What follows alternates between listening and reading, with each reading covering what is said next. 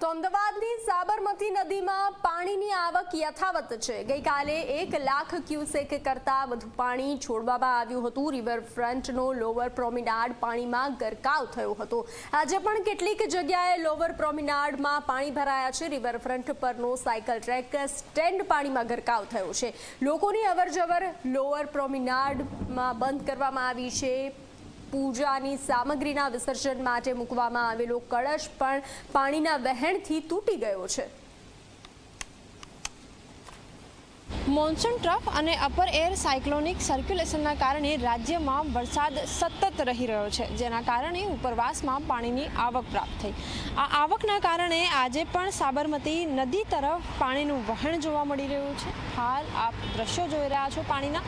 મહત્વની વાત એ છે કે ગઈકાલ સુધીમાં 1 લાખ ક્યુસેક કરતાં પણ વધુ પાણી છોડવામાં આવ્યું, જેના કારણે સાબરમતીનો રિવરફ્રન્ટનો જે વોકવે છે એ પાણીમાં ગરકાવ થઈ ગયો। અત્યારે પણ હાલ દ્રશ્યો આપ જોઈ રહ્યા છો, જે સાયકલ ટ્રેક માટેનું જે સ્ટેન્ડ છે એ પણ પાણીમાં ગરકાવ છે। સાથે જ જે પૂજાપાઓની જે વસ્તુઓ કે જેને વિસર્જન કરવા માટે કુંભ મૂકવામાં આવ્યા છે એ પણ તૂટી ગયા હોય તે પ્રકારની સ્થિતિ અહીં બની રહી છે।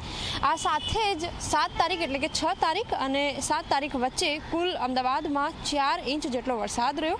ભારે વરસાદ એક તરફ અને બીજી તરફ પાણીનું વહેણ, જેના કારણે પ્રશાસને પણ અહીં એલર્ટ મોડ જાહેર કર્યો હતો। વ્હાઇટ એલર્ટ આપવામાં આવ્યું હતું।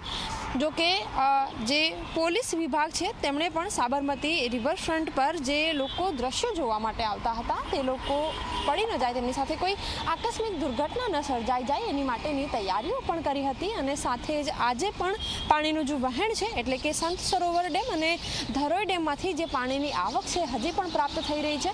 આ પરિસ્થિતિના કારણે વાસણા બેરેજના ઘણા દરવાજા ખોલવામાં આવ્યા છે।